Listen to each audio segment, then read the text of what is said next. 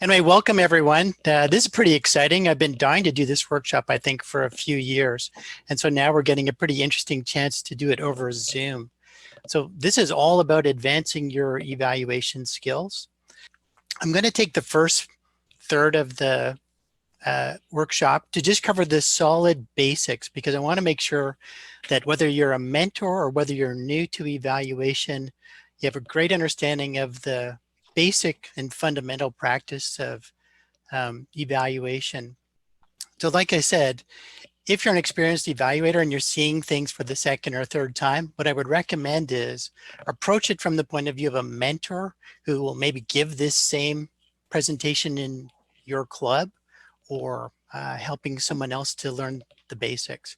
The second part of this is building your evaluation skills, and there's all kinds of interesting aspects to doing that. So I'm really looking forward to that, and there's an interactive session in that. And we'll finish up with an advanced evaluation in action. You'll basically see what we do at Advanced Speakers every second Saturday and how it gets done. Before we continue though, I want to dive a little bit deeper into the wonderful value of having great evaluations in a club, because it's so much more than just an evaluator and a speaker. I mean, for the speaker, it's about helping to get them to the next level. For the evaluator, it's about building and practicing your skills and this continuous growth so that you can give better and better evaluation tips. And all that adds up to wonderful meeting quality and a wonderful club quality. And when we're coaching clubs, this is an essential aspect of everything that we do. And when all that great positive momentum is happening, when guests come into that type of club, they are engaged and they are interested in being a part of it.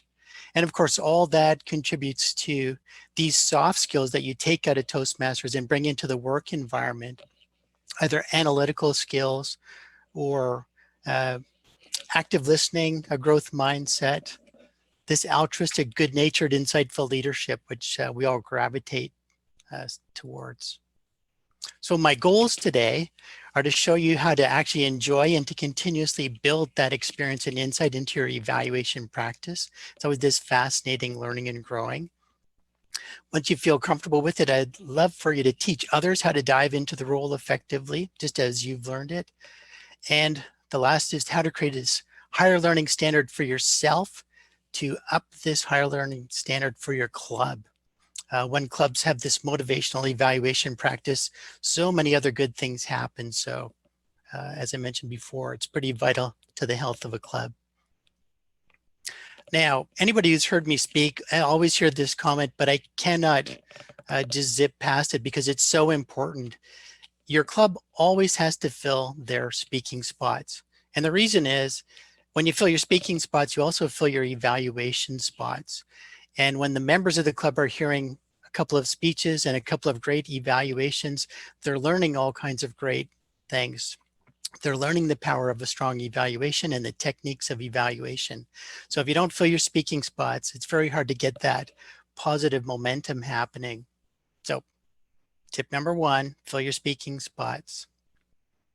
Some aspects of strong evaluations. So an evaluation is not a critique, which I'm sure most of you know. It's about giving the speaker clear next steps for how to get to the next level.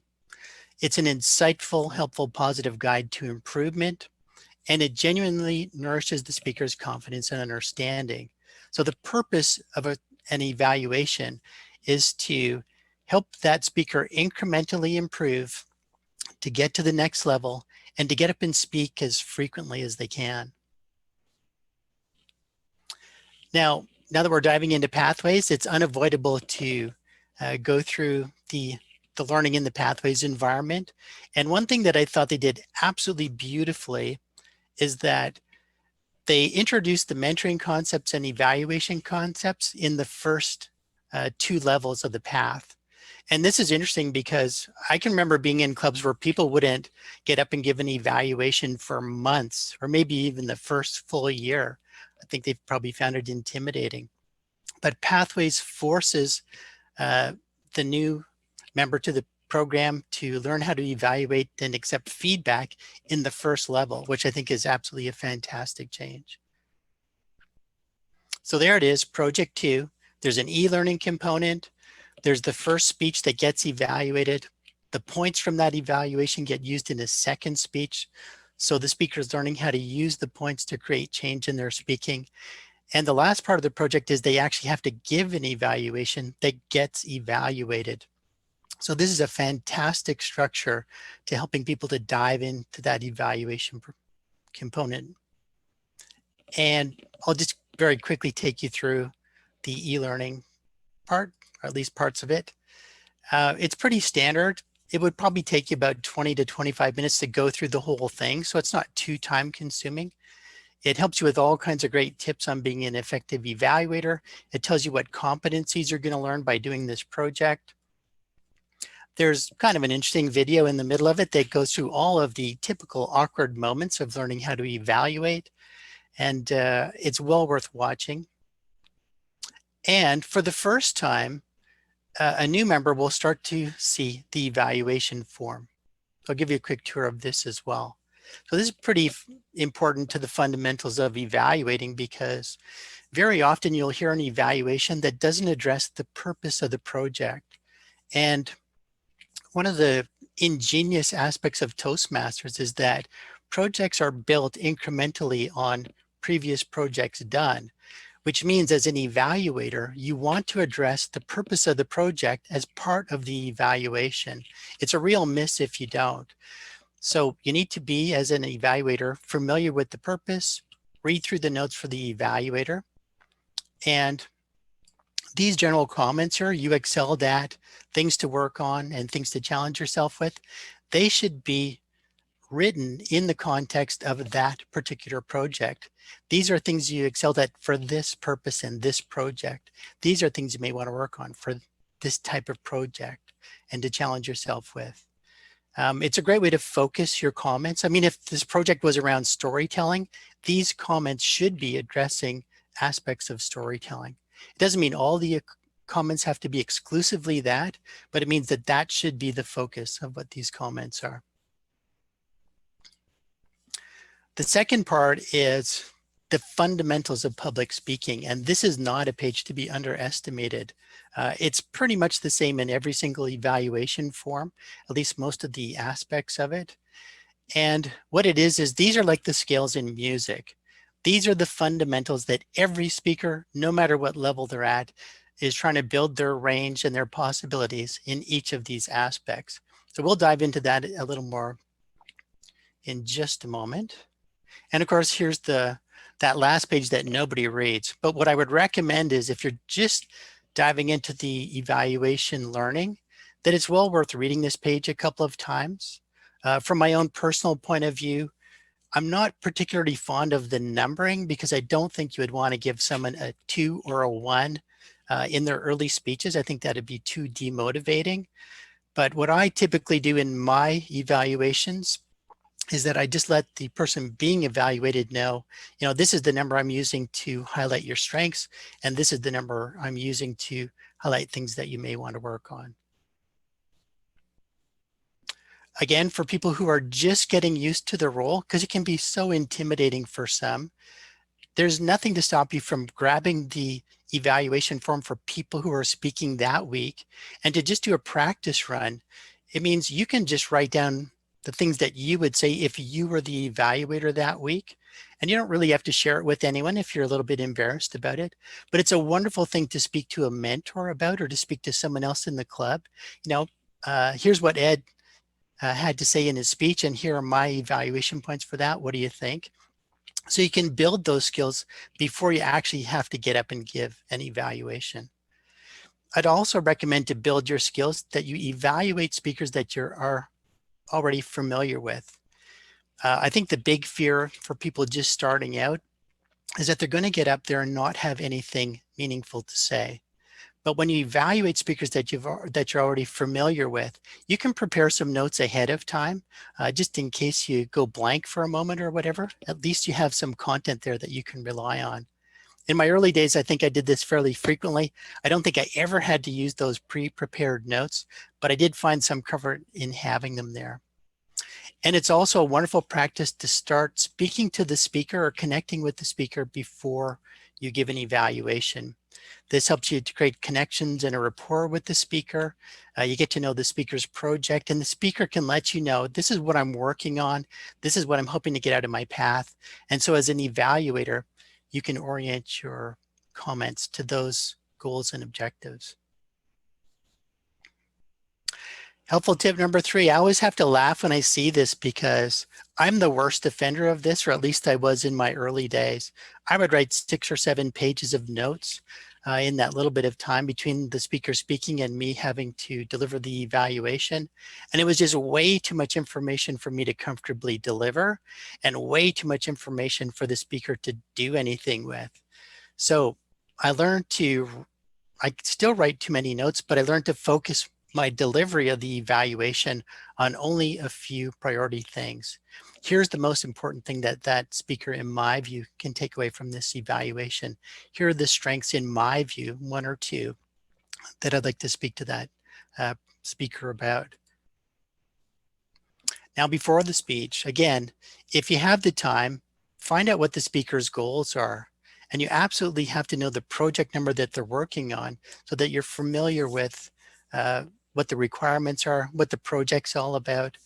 And the better you get at this, the more you realize the value of each project and what a speaker could really be getting out of that. And you can evaluate around those points. So understand the purpose and the objectives of every project that you're evaluating. A strong recommendation that I would make to people just diving into evaluations is to deliver an evaluation around a set structure. It doesn't have to be this structure, but this is the structure that I think is the easiest to play around with and to start to become comfortable with. It's just a way to order the information that you've written down so that you can deliver it in an impactful way back to the speaker. So you start with a positive opening, some kind of a connecting point. You know, Helen, I love the way you spoke this week. You did a wonderful job around the theme, you know, whatever it is that connects you to the speaker. Tell her or him about the things that you liked. Talk about interesting opportunities for growth.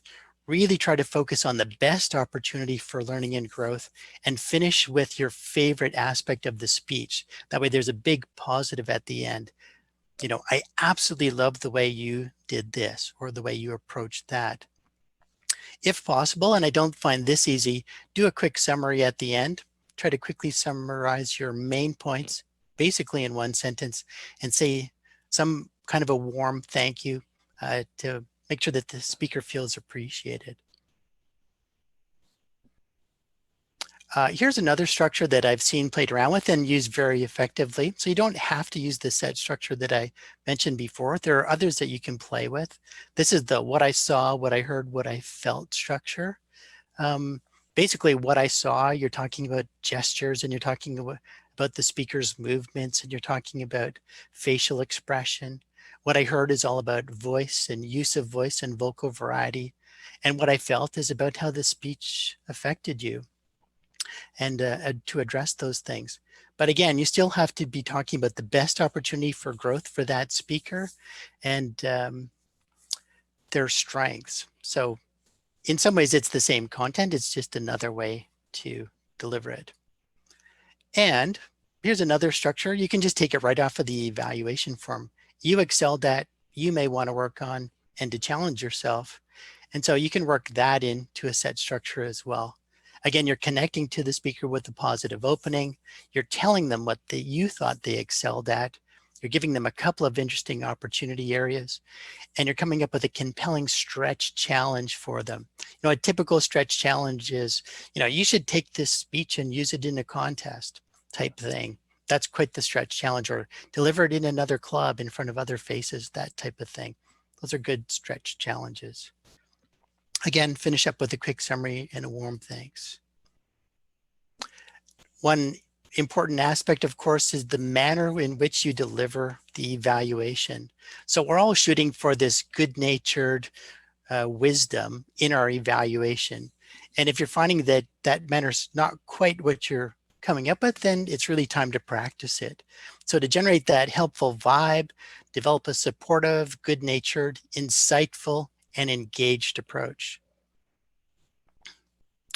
Typically that centers around personal opinion, points of view, personal opinion sentences. I was really impressed with the way you did this.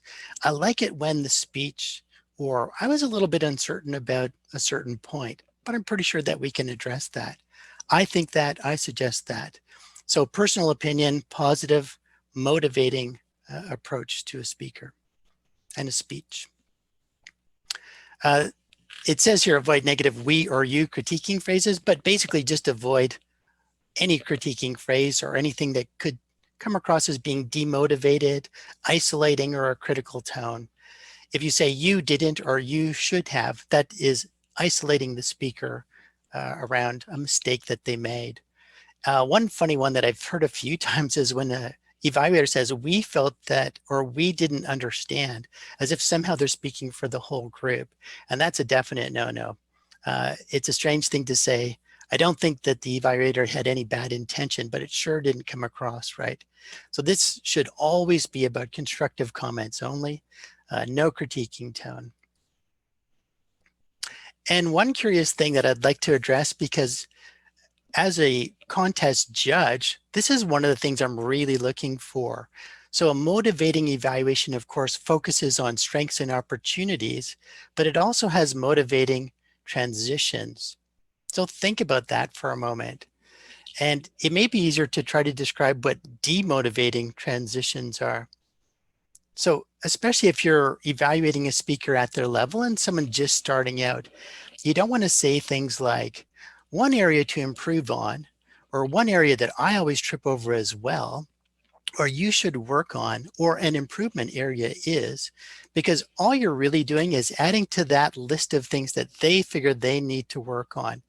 I have another thing on my to work on list, another thing on my to improve list. And of course, the worst transition of all is the word but. So you can say something like, oh, it was wonderful, your vocal variety was incredible, but I think you need to work on how you use your character voices. As soon as the word but is said, it kind of negates all the good positive mojo that was said before it, and the speaker will only focus on the negative thing that came afterwards. So avoid using the word but as a transition. Now, strong transitions focus on the opportunity and the potential of the speaker and the speech. One interesting opportunity that I think you have, or to take this speech to the next level, is a popular one. A great possibility to play around with, or I feel that you could get even more out of this, talking about the potential of something. You're talking about growth areas or interesting development areas. So basically what you're adding, the list that you're now adding to, is that opportunity and potential list, not on the things to figure out list. You're saying something very similar, but it's the way that you transition to it that makes all the difference. And as I mentioned, in a contest, if I'm a judge, this is something that I'm really listening for.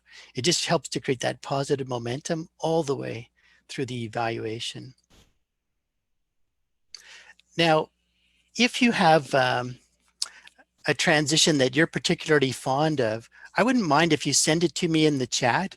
And what I'll do is I'll accumulate all these great transitions and I'll send it back to you in a document at the end of the workshop. And the reason for that is it's good to practice a few different transitions or to rewrite them or to gravitate towards creative transitions. One thing that I hear quite often is to take this speech to the next level. So one thing that happens is as an evaluator, you get stuck on a transition and you'll repeat it every time. So this is a way to build depth in your evaluations, is to have a variety of motivating transitions that you can rely on. So like I said, if you have one in mind, send it to me in the chat and we'll accumulate them and I'll send it back to you in a document. Becoming good. So this ends the first session. So take on the role as often as possible, or recommend that a mentee take on the role as often as possible. Continually practice and refine what you've learned. Accumulate top tips and insights and work them into your evaluations. I love listening to great evaluators and writing down some of the interesting tips that they give out, and even trying to use them in my next speech, even if I wasn't the one being evaluated. So listen to your favorite speakers, listen to your favorite evaluators, pay attention to what they do. Now we get into the part where if you're trying to build your skills and become great, these are some of the things that you need to address. You need to evaluate speakers according to the level that they're at, and we'll dive into that in a second. You need to understand how speakers develop and learn so that you can address those things to help them with their incremental improvement. You need to continually build and practice a repertoire of insightful, actionable tips. And the thing is, this isn't a labor. This should be a labor of love. As people learning about public speaking, learning these tips and practicing these tips and developing a long list of possibilities is quite an enjoyable thing and fun to play around with. And the last thing is keep challenging yourself with what can I do to get better? So let's talk about the progression path for a speaker. I've been in Toastmasters a long time. I have never seen anybody go on a different progression path than this. It's just that some people do it faster, some people do it slower, but basically everybody goes through these incremental stages as they work through the Toastmasters program. You start knowing nothing and being super nervous. You work through those early learning stages to become competent, hence the competent communicator. You just keep working through the different challenges and you become proficient. And if you put in the time and the effort, you can build an expertise in it. And one thing, I wonder if you shared the same idea with me, I'm always amazed at how people don't fully understand their possibilities and their potentials. Hey, someone's drawing on my screen. Stop it. That looks like a cat. Frank, can you get rid of that, whatever it is? One of the other things that I did, whoops, let me go back there, was I kept a spreadsheet of what people went through at every single stage. I based it on the old program, but it fits in perfectly well with the new Pathways program as well. I wanted to know what people went through in speeches 1 to 5 and what they went through in speeches 6 to 10. And then after they got past speech 10 and into the more advanced speeches, you know, how they transitioned. And it was pretty telling. And again, everybody goes through these same stages. Some people just do it quicker, some do it slower. So this is kind of an average. And you know very well that people, when they first start speaking, for the most part, are note dependent and they're lectern dependent and they're nervous and they're up there trying to do their best and they're just kind of trying to survive. And the lectern thing is pretty funny as an observer because they're often holding on to it so tight, like they'll fly away if somehow they let go. But the thing to address as an evaluator is that just acknowledge that this is the stage that they're in. If someone's being very note dependent, I would never recommend that they need to learn how to speak without notes. I would always say, I saw that you were using your notes quite a bit. Don't even worry about that. You'll start off being dependent on your notes. You'll get to a point where you speak effectively with your notes. And at some point, you'll speak effectively and you'll move away from notes. And this sets the right expectation for that speaker, and they're being evaluated to at their level. From the lectern point of view, I think we all know that in the old program, speech number 5 was basically designed to help the speaker move away from the lectern. That was the gesture speech. And it worked pretty well, and I think it was pretty well timed. And usually that's what happens even in the Pathways program, that by the time someone gets to speech number 5, they're learning to move a little bit, they're moving their arms, they're a lot more comfortable in their face and in their facial expressions. And this is a perfectly logical transition. So these are interesting things to address in an evaluation so that the speaker sees themselves moving through this incremental learning. This is the way I summarized it, if just for a quick takeaway. So in speeches 1 to 5, almost everybody are just trying to survive and get past their nervousness. And again, some people are better at it. Some people struggle with it a lot more and take longer, but everybody still goes through this stage somehow. People are discovering skills and talents that they didn't know they had, which is such a wonderful quote from the icebreaker speech, to discover skills and talents you didn't know you had. And one thing I find in Toastmasters is that you're actually continually discovering skills and talents that you didn't know you had, but especially in those first few speeches. It's quite a remarkable change in many people. And people learn to create a focused and an interesting speech. Often, people who are trying to build their public speaking skills really haven't been building their writing skills either. So it's quite a challenge to get them to write and to create a speech and then to deliver a speech. And again, speeches 1 to 5. Mostly that's what happens. In speeches 6 to 10, there's all kinds of goodness that happens in the transition. People become a lot more expressive and natural in their movement. They learn to breathe, and that really enhances their vocal variety and their pace. Now they're actually ready to pause. They're smiling when they're speaking, or working on smiling when they're speaking, and they can create clarity and insight on a topic. And then all kinds of great things happen around speech number 10 in what I call the altruistic shift. And it's definitely something to address in an evaluation.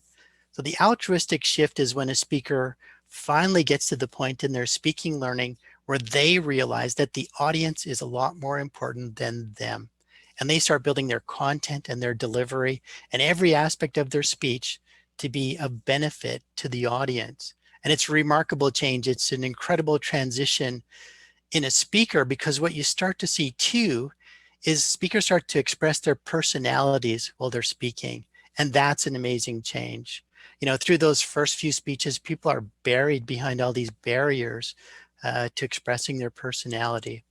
And again, if people stick it out to speech number 10 or beyond, usually they're finding their voice and expressing that personality.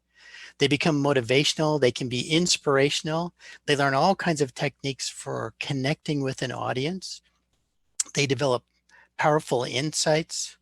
And in my opinion, many of them start to realize that speaking can be quite an enjoyable thing, that you can create great change. So that's the progression path for public speaking.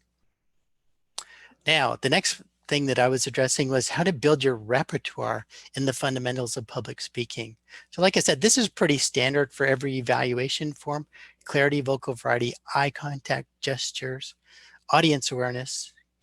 And then usually there's 1 or 2 at the end that change a bit depending on which project that you're on. But again, these are the fundamentals of speaking. This is the range that we're always trying to build.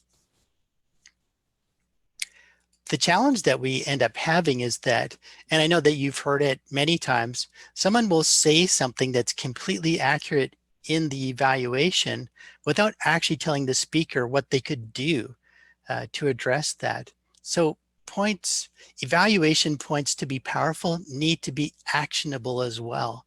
So I'll use the example of vocal variety.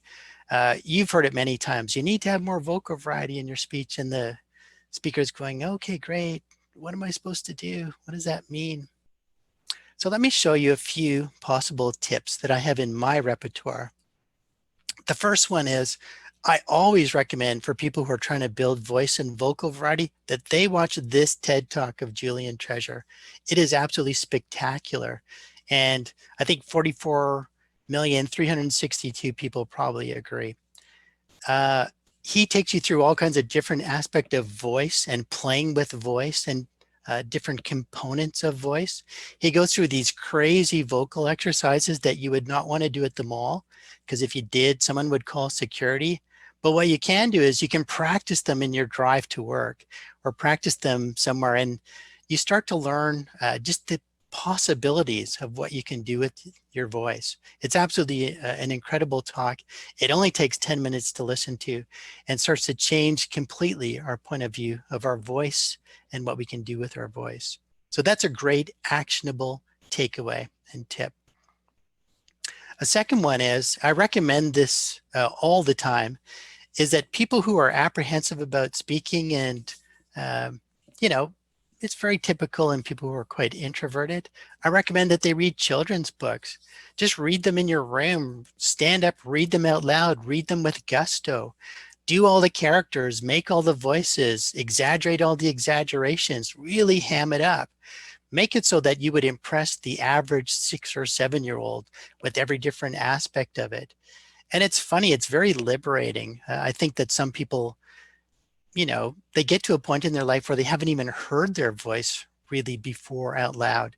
And when you're practicing and playing around with your voice like this, there's all kinds of liberating things that happen. So reading children's books out loud is a fabulous way to build vocal variety. Two of the ones that I read, by the way, which I actually did in my club, is The Remarkable Farkle McBride and Garrison Keillor's The Old Man Who Loved Cheese, which is an incredible book and lots of fun things happening in it. And so it's a wonderful way to help a speaker step outside of the way that they normally speak or their normal voice and play around with something else. Here's a page from Farkle McBride. He went boom, bash, clang-a-clash, all the clamor he could provide. Tinkly, bing bong, bumpity crash, the remarkable Farkle McBride. So children's stories are all based on wordplay and goofing around with sounds, and just a wonderful thing. And I can tell you, the first few times I read these things out loud, I was just uncomfortable. It just seemed weird. But you start to get used to playing with your voice, you get used to the sound of your voice, and it's a wonderful and, again, a liberating technique for building vocal variety. A third one, I won't go on. I ended up having about 5 or 6 different possible tips, but this is a third one that's fantastic for an experienced Toastmaster. Deliver someone else's world championship speech. And I gave this speech in the club, Lessons from Fat Dad, the 2004 winner, Randy Harvey, and he hams it up like nobody's business the whole way through. The wordplay is fantastic. The writing is beautiful. He spent a lot of time writing this speech, and his voice and his exaggerations, his storytelling were incredible. I learned a ton by just trying to emulate what Randy Harvey did in his speech. And of course, I got to use his writing for this interpretive reading or this interpretive acting out. I learned a ton by doing this. It's such a great tip. And any strong speaker trying to take their speaking to the next level, this is a fabulous exercise to do. So there you go. There's actionable tip number 3 on vocal variety. All right, you guys are probably getting a little tired of just hearing my voice. So we're going to do a bit of an interactive session. This means I need to send you this file though. So Frank is going to send us into essentially four breakout rooms. And we're going to do the same thing that I did with voice. I would like you to discuss actionable takeaways for each of these aspects of this evaluation form. Again, these are the exact same things that are on a standard evaluation form. Your manner of delivery, the clarity of the message, the use of voice, which I already did, gestures, stage usage, audience connection, eye contact, etc. Now, each breakout room will only deal with 2 of the points on this form. So it's not too complicated, and you only have about 10 minutes to do it. What I'm hoping for is that you'll have a discussion.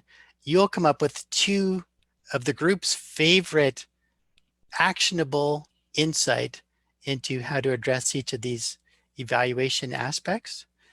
And what we're trying to do is to build your repertoire of actionable evaluation takeaways. So you have this nice kind of dictionary of helpful tips that you can rely on. So when you go into an evaluation and something comes up, you have something that you can give as an actionable tip, because inevitably the speech will fit quite nicely into some of these different aspects of evaluation. I guarantee it.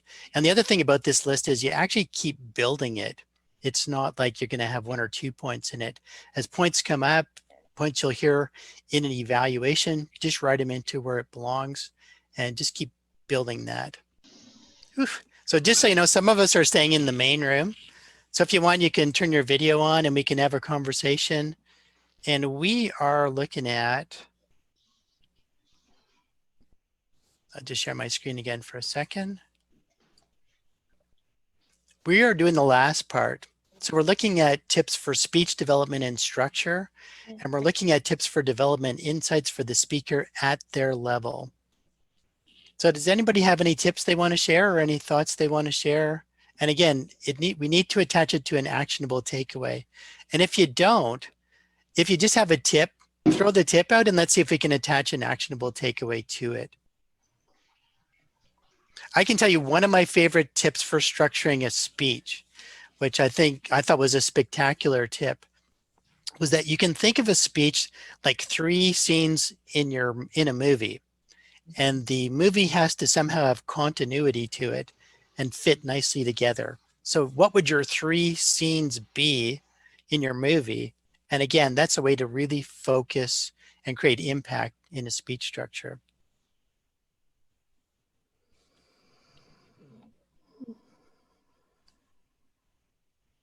Anyway, can you guys unmute yourself for now? Do you have the power? Yeah, so unmute yourself, just start throwing out ideas and we'll figure out actionable takeaways. We're all here to help you figure it out. Yeah, hi Scott, this is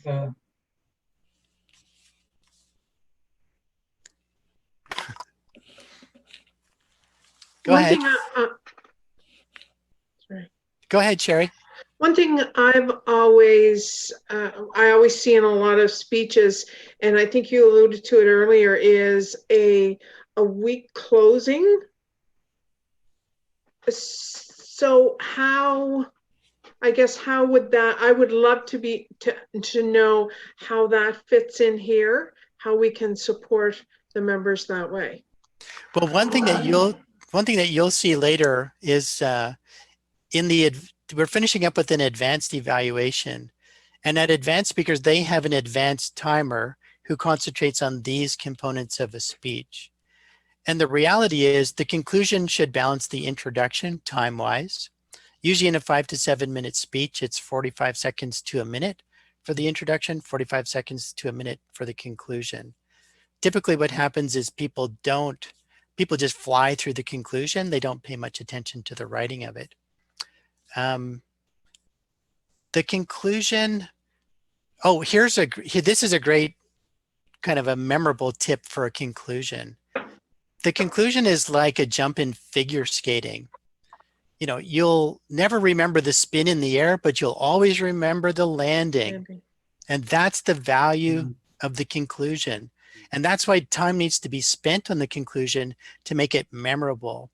If you want to watch or listen to a great conclusion, listen to Dhananjaya Hediarachi's conclusion in his World Championship speech. I don't remember what year he won. Anyway, I'll have to send you the information because I couldn't even spell his name. Danajaya. The one with the rose.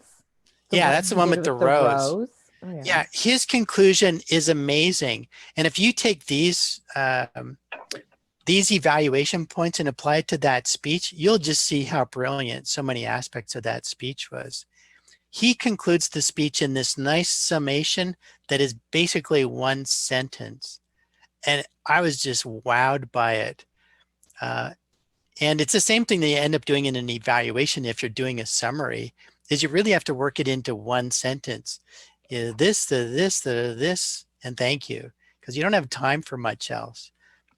Anyway, that's a great tip, is to watch a World Championship speech and watch how they create their conclusion.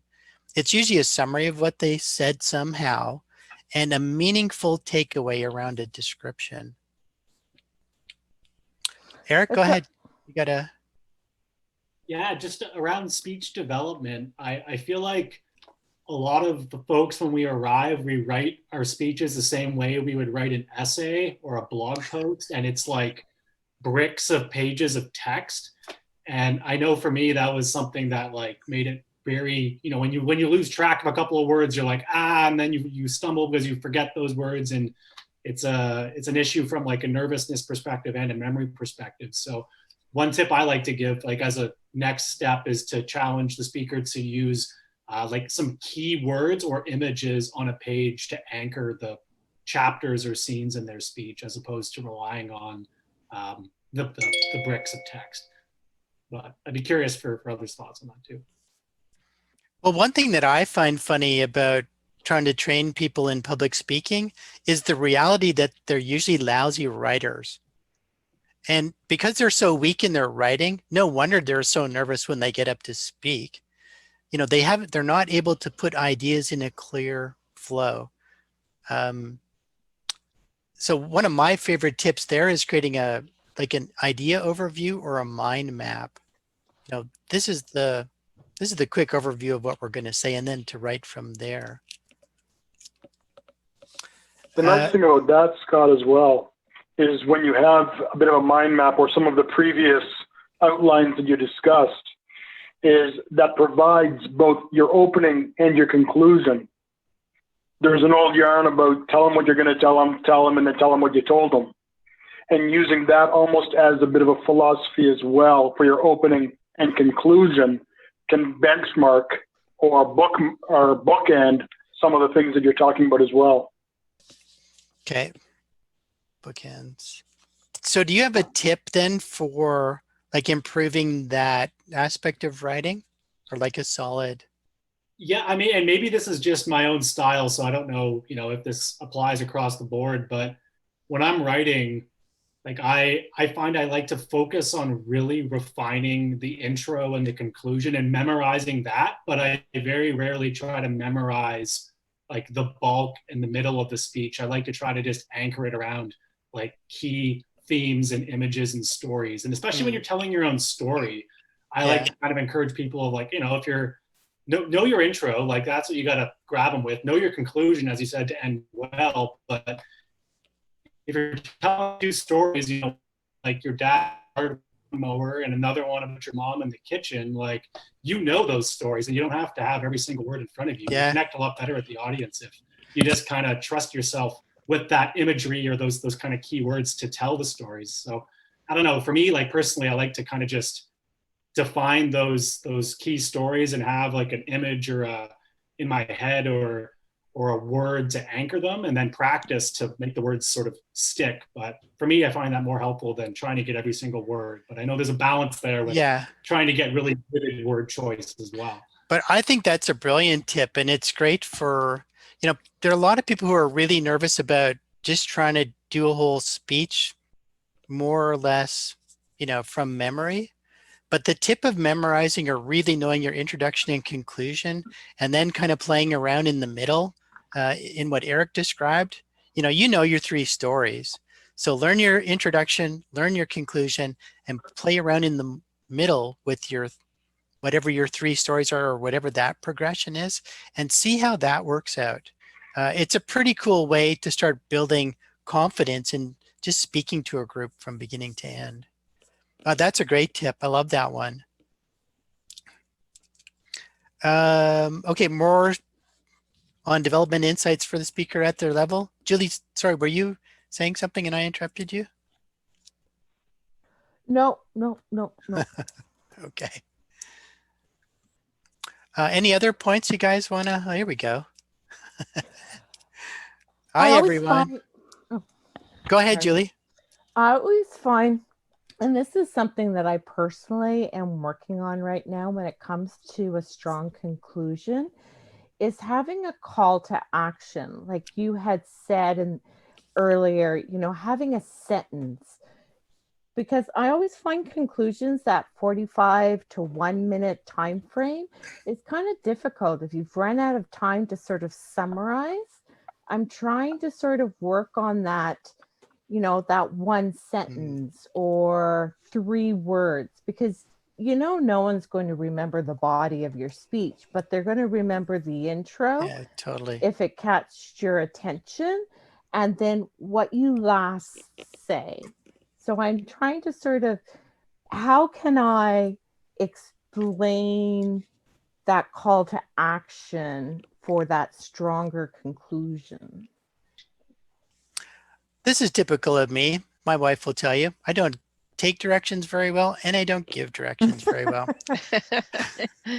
But what I'm hoping you're going to do, and if we need a little more time, that's not a big deal, because this part of the exercise is pretty important. Breakout room 1 is going to address the first 2 points on the building your repertoire list. Personal manner, clarity of message. And all we're looking for are 2 actionable takeaways for each of those aspects. I already did voice, so I figured we could drop that one for now. Breakout room 2, you have parts 4 and 5, breakout room 3, 6, and 7, and the main room is working on 8 and 9. And what I'm actually hoping is that there'll be one person who will document the priority points that you come up with, and then you can either send it to me in the chat or you can send it to me afterwards, because I want to come up with this full list, 9 aspects, 18 full actionable insights, and I'll send you the whole list that you can play around with it. Anyway, we're working on development insights, so speech development and structure, let's come up with something else like for the overall structure. So one thing that Eric brought up is basically this creation of what I call a mind map, which is just a quick summary and knowing your intro and conclusion well. So mind map. I find that incredibly helpful. Does everybody know what I'm talking about? I should have one nearby. I do them all the time. It's basically a diagram of your speech. You know, it kind of, mine looks like this. I don't know if you can see it. It's just a diagram. It's just a drawing of the speech. I draw the introduction. I draw the points. I draw the conclusion, and I see it at a very high level. It's just the main aspects of the speech without any of the details. And once I see a speech that way, it's so much easier to remember later on. As Eric said, you know the stories you want to tell. You know what order you want to tell them in. And once you know that and have it in your head, then it's a lot easier to give a speech without notes, which is something I struggled with forever. But this, being able to see things in a very general overview, it's hugely helpful. Okay, so anything else we want to talk about? As far as speech structure goes?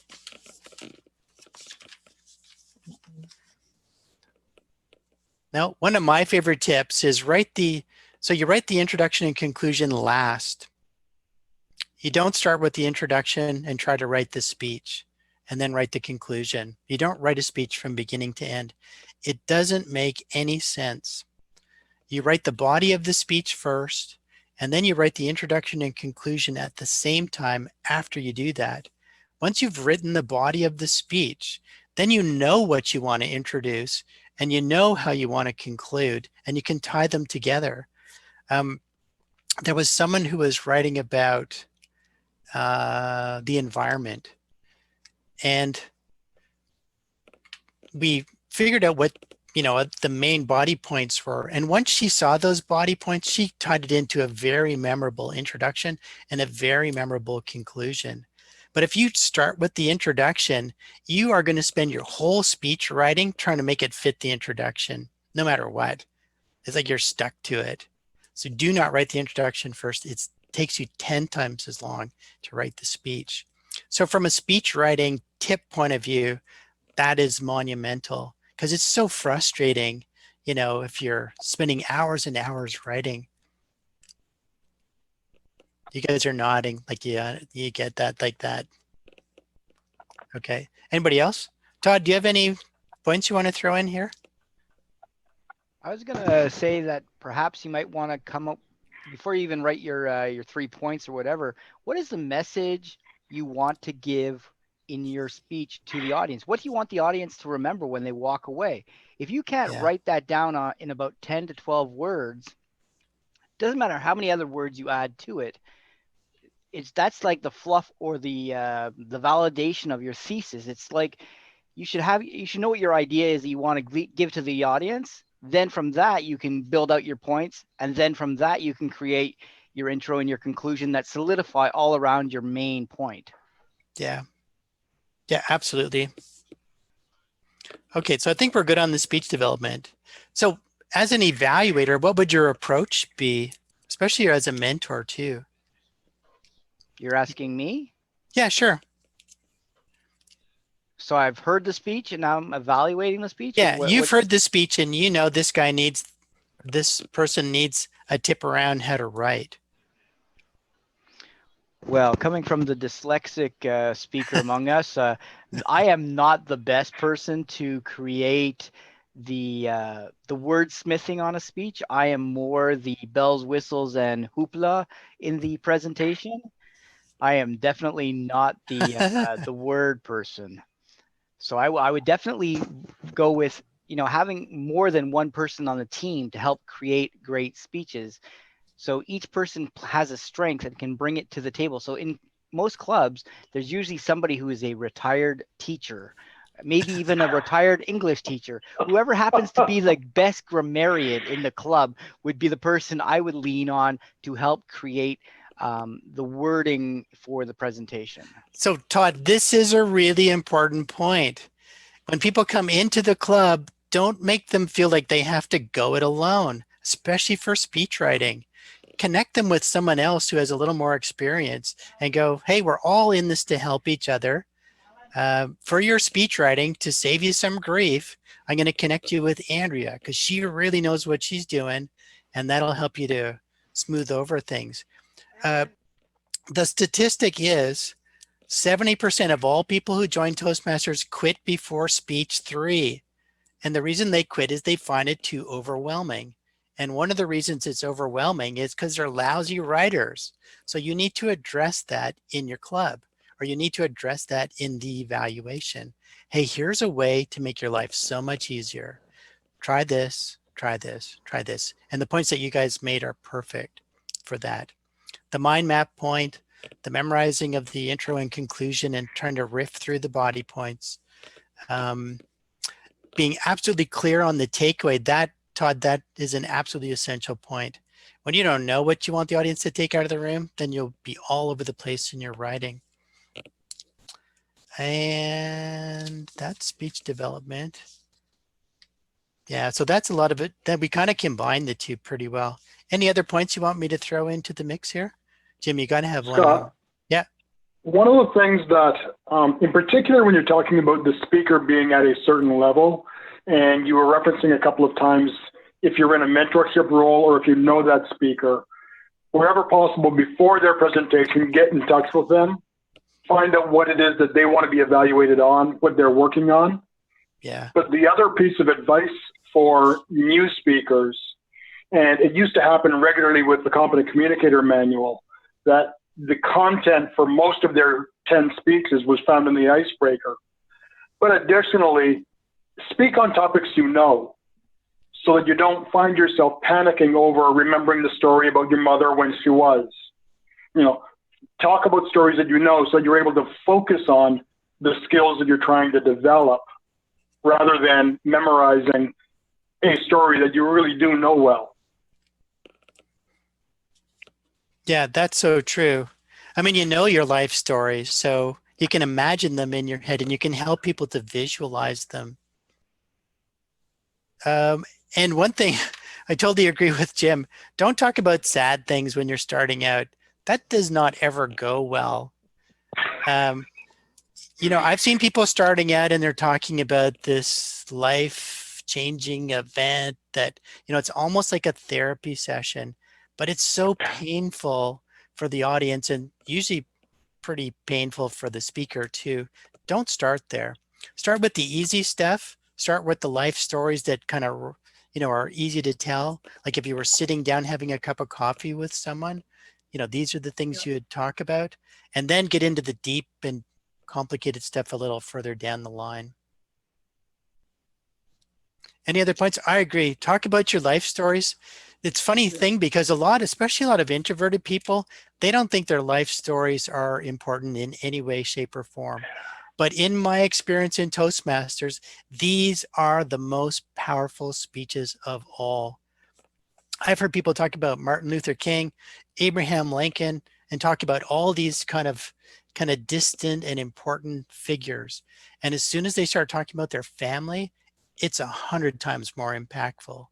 You talk about someone, carrying a baby for the first time, and the whole audience is connecting to it. You talk about Abraham Lincoln, who is so important, but you don't create that kind of connection. You don't create that kind of personal feeling. When you talk about your family, these are very powerful speeches. I've probably done 5 speeches on my grandmother. Just, I know the stories very well. Was such a wonderful person. The stories are incredible. I love going back into those life stories and then trying to write about them. So as Jim said, write about stuff that you love. I would add, Scott, when you talk about things that are personal to you, it creates a genuine authenticity. Yeah. It means it now is very credible because we are talking about you and who you are. Scott, I might also add that, from Craig Valentine and Ed Tate, when we had them in our district as keynote speakers and stuff, they always recommended creating a story file reference. So as you're sitting there as a speaker or as a new member, create or think of stories that have meanings and impacts and write those out, because you will remember those stories. And if you can figure out how the story shows the example of what you want to present, it becomes that much more credible and easier to talk about, instead of going and reading Chicken Soup for the Soul and try to skim out one of their stories. It's one of your stories that has more impact and more feeling when you give it. Yep, that's for sure. It's one of the great kind of Toastmasters lessons, is just how powerful your life stories are. Maybe we could, from each room, we'll just share 1 point and then we'll go into the final part. So Cheryl, if you could just tell us the best key tip that you guys came up with. Okay, so we worked on storytelling, and one of the persons suggested that in order to get into the storytelling more, talk to the speaker about emotions and emotions within that, and conveying emotions for the story. And the second one was for nervousness, is that preparation and knowing your speaking area, knowing the room and the vibe that you get. Those were two of the main points that we talked about today. Perfect. Thank you very much. And room number 1, if you could tell us what your couple Okay, of... I'll just give you one of each. Sure. Under personal manner, the one we picked was tell a speaker to pick a person in the audience to speak to on a personal level. Okay. And the clarity of message was narrow your scope or pick one thing to speak about instead of multiple. Yeah, I think that's probably the biggest challenge in all Toastmasters dumb, is trying to focus your message into a 5 to 7 minute speech. Okay, breakout room number 2, gestures and audience connection. Just a couple of your quick tips. Sure, I can take that piece. Yeah, please. We had a lot of information going on. For gestures, a lot of the consensus was practice, just offering and supporting the evaluator, the evaluation with stressing the importance of practicing on camera, because we're going to be Zoom for a while, but it works whether you're in the room or not. Practicing in the mirror, as was talked about earlier, practicing in the camera, and stressing if you're stressing points, to lean closer to the camera, back up, and just play with it. Play around with your lighting, your position. That would be good advice that the team talked about, doing that. And as far as eye contact, audience connection, it's a challenge. That camera versus looking at all the faces in the Hollywood squares is a challenge for all of us. And I know I'm not accustomed to it yet. We talked about, again, just practicing and recording your speech so that you can actually see the Zoom meetings. They're free. You can record your own and then play it back and take a look at whether you're looking in that camera or if you're looking around, and just doing it that way. And then those 4 things that we talked about, that Advanced Speakers does, listening to it 4 times, that recording, the audio first, and then just the visual, then both, and then at a higher speed. All important components to engaging that audience is that eye contact. Okay, so Tracy, I'll get you, if you don't mind, to email me that later, and then I'll send it out to the whole group just so that you can fully absorb some of that fabulous information. In our group, speech development and structure, we fully recognize that most people are super nervous about speaking because they don't know how to write in the first place. And so we point out that there's options for doing that. When you come into Toastmasters, you do not have to go it alone. People who struggle with their writing, we connect them with people in the group who are good at writing. One technique for writing is to write the middle of the speech first and the introduction and conclusion last, because typically when you write, you don't write it effectively in a linear way from introduction to conclusion. The other thing is before you start writing, be crystal clear on your audience takeaway, and that helps with so many other things. One great tip from Eric was that if you're trying to speak as much as you can and move away from notes, then to learn the introduction and conclusion as best you can, and then play around with the stories in the middle and just see how that works for you. I think that's an excellent tip. Okay, let's dive into this last part here. So I'll just give you a quick overview of how an advanced evaluation works at advanced speakers, because this technique is stellar. You have a lead evaluator, you have a second evaluator. Each of them have 3 minutes to evaluate the speaker. The lead evaluator basically runs the show, and the second evaluator could speak first, the lead evaluator, first or second, depending on what they agree. Then after they're finished, the lead evaluator opens the discussion up to the floor. And usually people give a 30 to 45-second comment or a couple of comments. And it should be focused around the greatest possibilities for learning and growing that the speaker has. Once that 4 minutes of opening up to the floor is done, then the lead evaluator goes to the advanced timer. And the advanced timer is unique to advanced speakers. He or she basically breaks down the whole speech, saying how much time was spent on each aspect and what the effect of spending that time on each aspect was. So Eric Shoesmith has very kindly offered to be our test speaker for this evening. And Terry Kingston and Tracy and Cheryl Netterfield will be going through the evaluation pieces. So what we'll do is Eric will speak, then we'll just take 5 minutes and you can write down what you feel would be your evaluation points for Eric. Then we'll go through the advanced evaluation and you'll see how it works completely from beginning to end. Okay, Eric, you ready to roll? I'll do your intro. So our speaker this evening is Eric Shoesmith, and he's doing the Connecting with Storytelling project from the Motivational Strategies Path level number 3. He's lived in Ontario, Nova Scotia, and Alberta. He loves the smell of pine needles. Who doesn't? And he's an aspiring gardener. And his favorite fashion accessory is his binoculars that his dad gave to him. Please welcome our speaker for tonight, Eric Shoesmith, with A Flit of Gray. A Flit of Gray, Eric Shoesmith.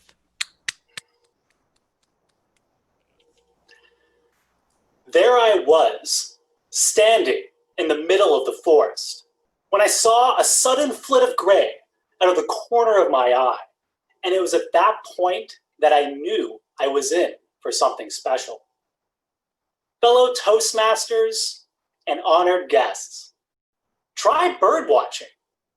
A number of years ago, I'd recently finished up my undergraduate degree. And right after graduation, I found myself taking a summer job way up in northwestern Alberta. I spent the prior 4 years surrounded by a community of friends, and I was used to being able to walk 30 seconds down the street to be able to hang out whenever I wanted. And suddenly I was living in a provincial park, separate from everyone that I knew, and trying to get a lay in the land in an entirely new part of the country. I was excited by the opportunity, and the work was interesting. But I have to admit that after a few weeks living up there, I did start to get a little bit lonely. After that third week, my manager asked me what I was doing that coming weekend. And she asked me if I wanted to join her and some friends from town to go to a bird watching festival up by Lesser Slave Lake. Now, I had nothing going on, so I agreed. I figured, why not? But what I didn't realize at the time is that in agreeing to go to this bird watching festival, I had also agreed to go to a bird watching hike and it participated at 6 a.m. in the morning that coming Saturday. Now, I barely get out of bed before 10 o'clock in the morning on weekends, let alone 6 a.m. for a bird watching hike, but I'd agree. So the it was going to happen. I was going to be there. That Saturday rolled around, and I found myself rubbing the sleep out of my eyes and making my way down to the trailhead. As I got there, I saw a bit of a peculiar looking group. There were a lot of binoculars, a lot of Tilly hats, and being only 21 at the time, I think I was on the lower end of the age spectrum. But what I noticed was that this group instantly welcomed me in, asked me if it was my first time out, and I felt like I was included from the onset. As we set off down the trail, we were only a few steps around the first turn when our guide pulled us to a halt. She drew our attention up about 50 feet above us. And as we trained our binoculars skyward, I saw a little brown and white bird with a red node about this big on the top of its head. And our guide informed us that it was a ruby-crowned kinglet, a beautiful bird that makes its home in the boreal forest. And we sat there as a group watching this beautiful little bird flit amongst the boughs of a spruce tree, sharing in that moment together. That was my spark bird. It's what made me want to try bird watching and to keep giving it a shot. But what about when you're living in a regular city, not in the middle of nowhere, not living in a provincial park? Well, a few years later, I found myself moving to Ottawa. And after that, a little bit of time settling into the city, I found myself one summer in particular in a little bit of a different scenario. You see, at that time, my girlfriend had got a job working about 3 hours out of town. And suddenly, my weekends were very, very free. I didn't realize how much I relied on her to plan some of our social activities. And suddenly I was realizing that it was on me to do things other than cruise through Netflix. And after an initial weekend of calling a couple people, seeing who may or may not be available, I found myself twiddling my thumbs, trying to figure out what I would do. At that point in time, I decided I just would try something that I'd found solace in previously. I thought maybe I would give bird watching a shot again. So I grabbed an old set of binoculars that my dad had given me as a hand-me-down, jumped on my bike and set off towards Mud Lake, a beautiful little conservation area on the west end of the city. As I parked my bike and set off down the trail, I found myself crossing paths with an elderly couple, a man pushing his wife in a wheelchair. And in the back of her wheelchair was a large bird watching scope. And I realized that I wanted to know a little bit more about their story and what they used that scope for. So as I got chatting with them, I learned that their names were Pierre and Anne-Marie, and that bird watching was something that they loved doing together, even though Anne-Marie wasn't as mobile as she'd been in the past. And as we got chatting, I realized that they were perched looking over at a couple of crows up in the tree. Except when I brought this up to Pierre, he said, no, those are not crows. Those are ravens. And he told me that crows make a caw, caw, caw kind of sound, while ravens are bigger and they make a deep guttural grr, grr, grr. And I listened and watched those ravens enjoying that sight with Pierre and Anne-Marie. But as they were watching the ravens in particular, there was a moment when I saw a sudden flit of gray out of the corner of my eye. I pulled up my binoculars, trained them about 100 meters in front of me, and saw a large raptorial bird perched between two birch trees. I turned to Pierre and I said, "Large raptor, dead ahead, check it out." He turned back to me and said, "That is a Cooper's hawk. Great spot." And Pierre and Anne-Marie and me stayed there for a full 5 minutes watching this amazing bird of prey. So what are you looking for in your life right now? Perhaps a sense of community or inclusion in a new city. Maybe a greater sense of connection with the natural world, or perhaps just a single shared moment with a complete stranger. Whatever it may be, try birdwatching. Back to you, Mr. Toastmaster. Thank you, Eric. That was fabulous. So please take 5 minutes and just write down what points you would give back to Eric. We'll go through that part of the exercise, and then we'll hear Terry and Tracy give the advanced evaluation, and they'll open up the floor for a couple of your comments.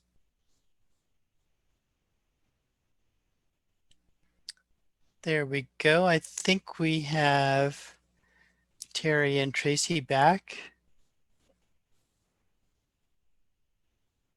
We're back. Perfect. So first and foremost, thank you very much, Eric. That was a great speech to add into the evaluation mix. So now I'd like to introduce you to your evaluators for this evening, Terry Kingston and Tracy Gaddis.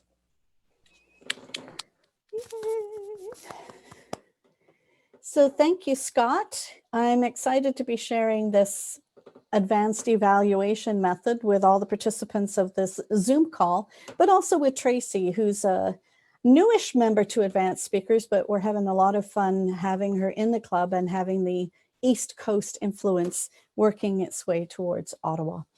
So Tracy's going to take the first 2 to 3 minutes. I'll take the second 2 to 3 minutes. Then I will open it up to the roundtable floor. I'll talk a little bit about that when we get there. So Tracy, over to you, please. Now I can't see Eric, but maybe I should have pinned him. So Eric, I'm hoping that you see us and you hear us. Tracy. Yep, hear you guys loud and clear. Perfect. Great. Thank you very much. Eric, that was fantastic. I am not a bird watcher, nor have I ever been bird watching, I have to say. The one pieces that you asked us to focus on specifically is whether the speech was relatable and how it addressed to your audience as well. And I thought it was really engaging, and I can speak from someone who's never been bird watching. It was really engaging. For 2 pieces, you had great adjectives. I loved your descriptive use of words. You talked about trailheads and the spark bird and how you saw a sudden flit of gray, and then you went into a large raptorial bird perched between 2 birch trees. I mean, that's engaging. And right off the top, you talked about that you were in the middle of the forest and you were in for something special. So you lured us in by asking that or saying that statement, and that made us wonder what was about to happen. I loved that piece of it. The second strength that I think that I saw, for me anyways, was that it was very relatable. You made it motivational. I would give it a try if the opportunity presented. So hopefully our audience had the same reaction to that. You made some very good relatable statements in there that made it feel safe for someone to give it a try. You talked about how the group welcomed you in. You were very descriptive about your environment, made it sound very fun and calming and interesting. And you met a lovely older couple. And then you said the statement, do something other than Netflix. And I think that's something that's all crossed our mind in the last 6 months. We probably should do something different. So I like that you're offering that up as a safe, fun, adventurous way to get out in that beautiful forest that you suggested. The one piece that I think would enhance your speech a little bit, if you wanted to just build on that engagement with the audience, is just the way that you delivered it. Your speech sounded great. I think it would have been fun if you added in some expressiveness, if you stood up or stood back. So when you were pointing up to the bird, you could literally stand there and point up and do some more physical movements. I think that would have helped with the engagement of the audience if you almost acted out certain parts that might have been fun. And I think that would have helped with that piece of it. But I love the way that you did deliver it. And that would just simply take it to another level to elevate that speech a little bit, is adding that visual component, because you're sitting there, you've got your headphones on and you look like you're on a radio station. Maybe just have a picture of the birds even. I'd love to know what some of those birds look like. You could even just hold them up. It can be a really simple prop that way, but it would just expand and enhance the story that you're delivering. But I thought it was fantastic. And if somebody asked me, I can confidently say, yes, I would go bird watching. So thank you very much for that presentation, and back to Terry. Thank you, Tracy. You hit some major points there, and I'm sure Eric is already understanding what he did well and what he could improve upon the next time he does this. Now, from my perspective, first of all, I have to say the objective of this talk was to practice using a story within a speech, or to give a speech that is a story. So Eric did a beautiful combination of both, and he wove storytelling throughout based on the underlying message of, if you're really bored and you don't know what to do, try bird watching. So I thought that was wonderful. One of the things that caught me by surprise was when you got going into your Ottawa story, and then the, I forget I'm not tracking names and things very well tonight, but the bog, when you're doing that final, all of a sudden the tone of your voice and the phrasing you were using and the lengths of the sentences, I thought I was listening to Vinyl Cafe. And I actually choked up a little because I miss that man so much. And I just thought, that's a storyteller. When you hit that tone, when you were talking about the elderly people, it sounded like Dave in one of the Vinyl Cafe episodes talking to us about what he discovered on a walk. And I think that's a story voice that you have that you could really embellish and enjoy.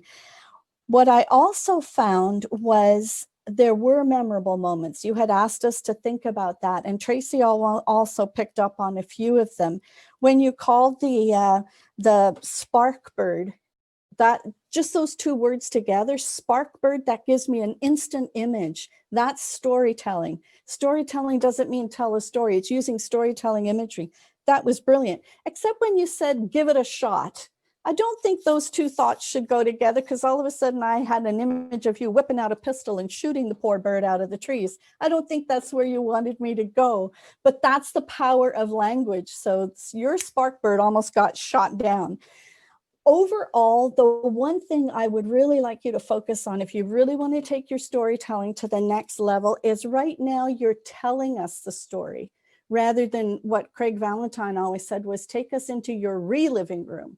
Whether the reliving room is a provincial forest, mud lake, or a shopping mall. So somehow when you're doing the settings and the characters, don't tell us what they're thinking or what you're thinking. Create the scene so that it is showing us all of that. That's the huge leap that the really good storytellers tell, and you are this close to it. You are so close to really making that perfect. As far as the call to action at the end goes, I would love it if you could find another phrase other than, what are you looking for in your life? That sounds like one of those international speech contest lines at a lower level, where the person doesn't really know how to bring it home to the audience. So what are you really excited about? So that will be really fun for you to experiment with that transition into the call to action out of the awesome storytelling. That's it for my points. I thought it was fun, and now I'm opening it up to the round table. And I think, Frank, you're supposed to be the one calling people out. Is that what Scott suggested earlier? I can do that. People can unmute themselves if they wish. Okie doke. Do we have anyone that had, now, in advanced speakers, one of the things we try to do is don't say, thank you for that wonderful speech, and try not to repeat any of the points you've already heard. So if you can add something to Eric based on what Scott told us earlier and what you have heard or seen that the two evaluators might have missed, then please raise your hand and let's jump in and have some fun. At Eric's for Eric's benefit. Ellen, you want to give it a go? Go ahead, Ellen. I really loved when you changed your voice for the birds, and you did the different different calls. That was a great use of voice variation, and it kept me engaged right there at the tail end of your story. And then you continued that sort of theme where you used Pierre's voice, and that gave me a really good chuckle, and again, a good use of voice variation and really engaging. Thank you. Thank you, Ellen. Mary, go ahead. One thing that I would like to say to Eric is that I like the most is that he doesn't have the filler word, and which is he just breathe and pause, and which is really a good point, and that is my weakness when speaking. I like to make a lot of feeling word, and yes, he did a really good job on that. So that's it for my point. Thank you. Thank you, Mary. Go ahead, Alex. I had 3 points that had to do with some idioms. One time you said 6 a.m. in the morning. This kind of thing, you should either say 6 a.m. or, but forget in the morning, also included from the onset. The correct idiom is included from the outset. And also the third tone for delivery. When you're talking about the birds, I would change your tone and hush yourself as if you're in the forest, as if you're there watching. And hush yourself. And that could very, very well add to the delivery, in my view. So these are my points. Thank you. Thank you, Alex. Helene, go ahead. Yes, I just want to make a quick suggestion for a prop. You were talking about how the binoculars is very important to you. And how about showing us your binoculars or using them a couple of times during the speech? Great point. I think it's over to Cheryl for the advanced timers report, please. And thank you. Thank you, everyone, for your comments. Thanks, Terry. Eric, I can see you front and center right in my screen. The advanced timers report, I go through different sections, and I noticed, Eric, that when you started and you worked your way through this, you talked about the flit of gray and then talked about bird watching. You were taking a summer job in northwestern Alberta, and talked about suddenly you were in a provincial park. And that took about 60 seconds. So I'm going to say that that was your introduction. I have that at about 13% of your total speech. You're excited by this work opportunity. You felt a little bit lonely, and you didn't realize that you had agreed to this bird watching at 6 a.m., 6 o'clock in the morning. And that episode leading up to that Saturday morning was about 13% also, this story up to the Saturday morning. Saturday morning happens, you're about 2 minutes into your speech now, and you're up at 6 a.m. and meeting this peculiar group of people with their tilly hats and their binoculars. And they were very welcoming. That was about 10% of your speech. The story continues as you're looking up with this trail guide, 50 feet up, and you find this ruby-crested kinglet. And that was a little section there, about 12% of your speech.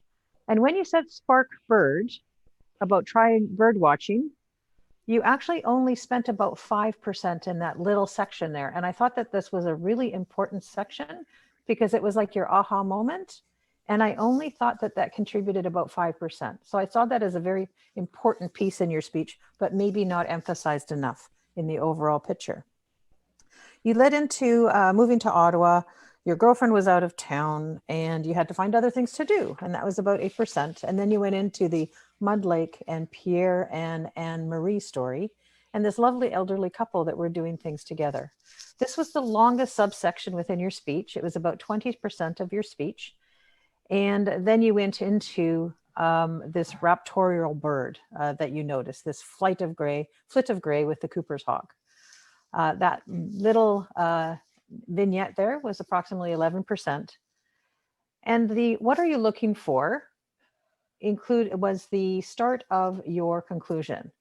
From that to the end of your speech was about 8%. So I'm going to talk a little bit about the relative proportions of the different portions of the speech. And I saw the introduction at 13%, quite good, but I'm not sure if that introduction was all sort of one theme as an introduction. I saw it as two things, the flit of gray and the bird watching. And initially they felt a little bit disconnected for me.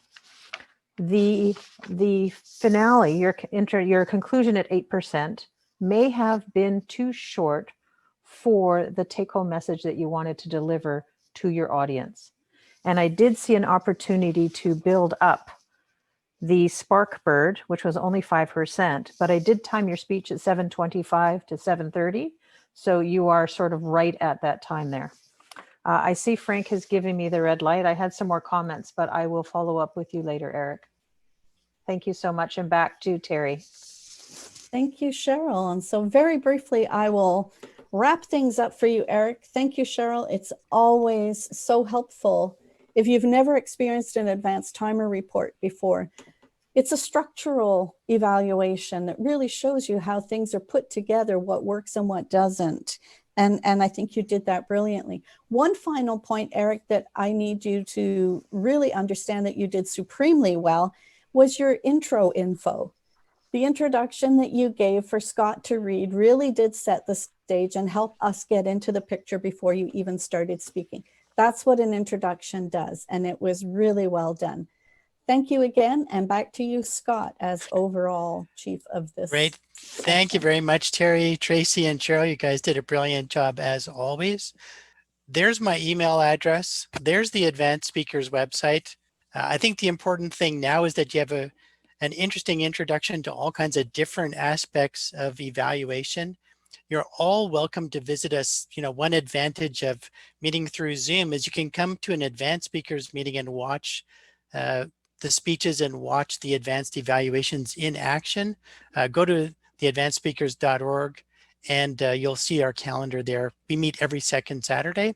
And any of you are, of course, welcome to join us and see how the advanced evaluation is done. And if anybody has any questions right now, please, you can unmute yourself and fire away. Scott, I was wondering if I could give Eric a couple of other points about his speech. Yeah, sure. Go ahead. I felt like it went by too fast and I didn't get everything in there. Okay. Eric, just a couple of other points that I noticed here. The use of the adjectives and the words throughout were flit of gray, sort of a bird like. The word perch was used a couple times, spark bird, and then the flit of gray again. I noticed that you used the word perch twice, once for the bird and once for the people. So I thought that was kind of weird when you talked about Pierre and Anne-Marie perched, and then the bird was perched also. So the similarity between the two was a little bit too much for me. Now, when you used the word flit of gray, you brought up the ruby-crested kinglet and you noticed the gray with that little red. And I wondered why you didn't use the red at the very beginning of your introduction and then tied it together with your conclusion, because that red is that catches our eye, whereas gray is not necessarily a color that catches our eye. And the one last comment that I wanted to make is that I saw a theme emerge in here about relationships that could have been played up more, because you talked about a beautiful story between Pierre and Anne-Marie, and then you have a relationship with your girlfriend in Ottawa, but she was busy. But I think a story around the relationships was beautiful between Pierre and Anne-Marie, and then other activities that you could have shared with your girlfriend. So a beautiful sub-theme or sub-message in there that is woven in lovely. Thank you very much, Eric. I really appreciate your sharing your story with us. Or maybe speech number 2. Mm-hmm. I found that a very tender moment too. I have lots of comments, so I'll keep. Yeah, go ahead, Lynn.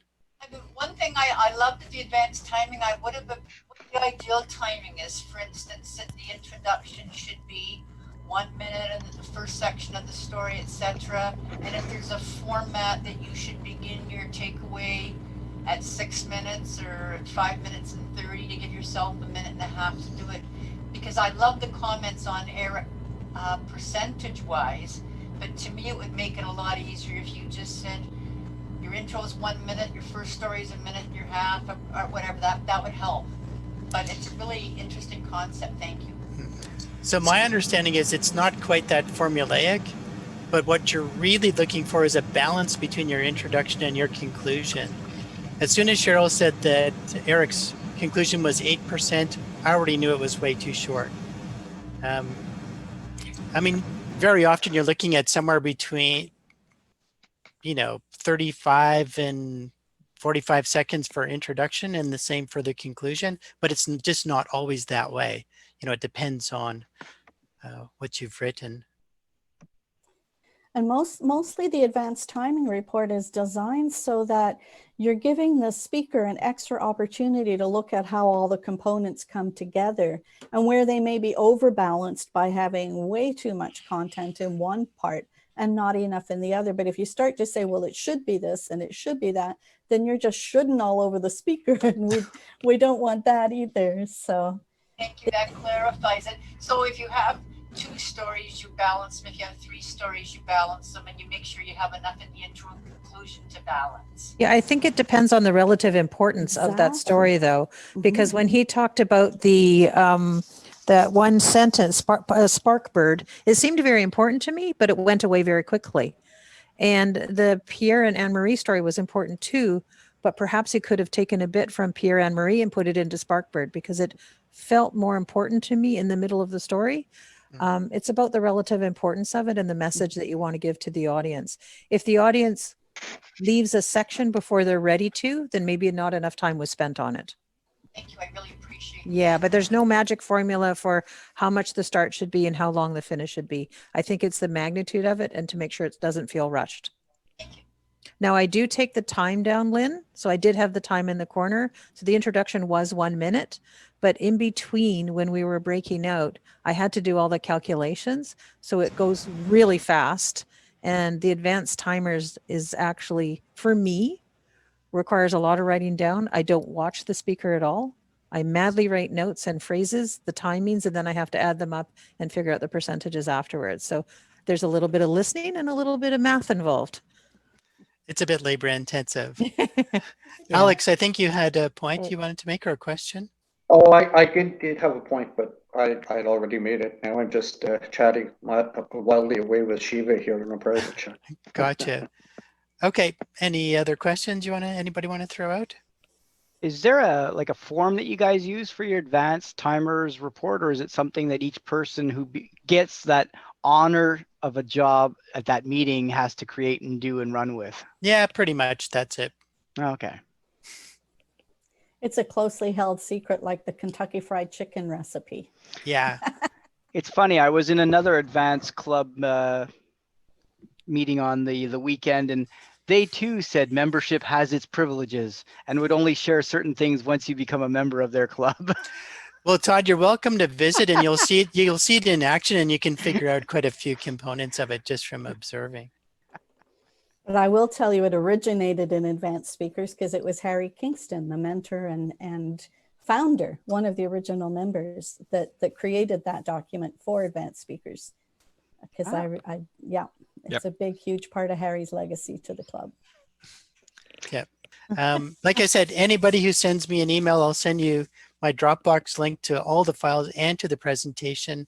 Anyone is more than welcome to take the presentation and deliver it to their club or any part of it to their club. And I think the more people who know the information, the better. And if you have any questions, please feel free to email me and I'll be more than happy to answer them. Have a great night and thank you very much for coming out. Nice to see everybody. That was fabulous.